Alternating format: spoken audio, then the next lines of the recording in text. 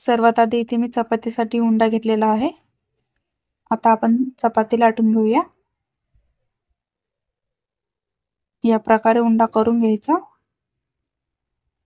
तेल लावूयात।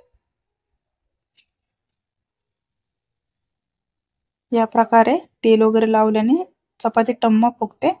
हलक्या हाताने गोल करायचे आणि हलक्या हाताने थोडं दाबायचं।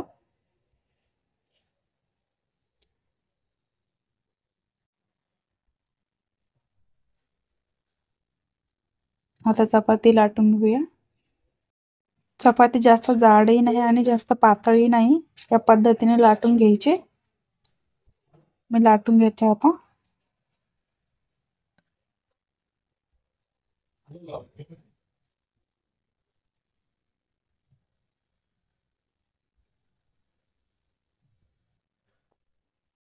चपाती लाटून झालेली आहे। इकडे मातीचा तवा आहे, चांगला गरम करून घेतलेला आहे। कधी फुल गॅसवरती मातीचा तवा गरम करायचा, नंतर चपाती टाकायच्या वेळी गॅस मिडियम करायचा। मी थोडा उंडा घेतला, उंड्याला तेल लावून तव्याला लावून घेऊया। मी करते त्या पद्धतीने।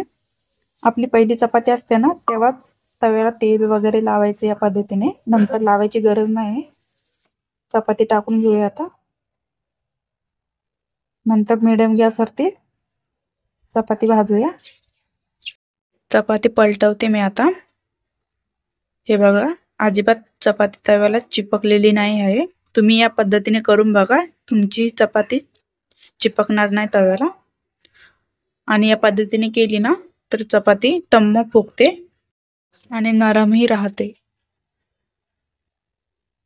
हे बघा, मीडियम गॅसवरती भाजून घेऊया आता।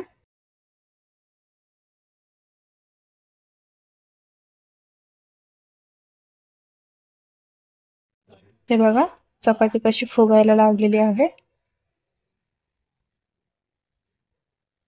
किती मस्त चपाती फुगलेली आहे बघा। तुम्हाला हा व्हिडिओ कसा वाटला कमेंट करून नक्की सांगा। आणि असे छान छान व्हिडिओ बघण्यासाठी व्हिडिओला लाईक, शेअर आणि चॅनलला सबस्क्राईब नक्की करा। चला तर मग पुन्हा भेटूया एका नवीन रेसिपीमध्ये, तोपर्यंत बाय।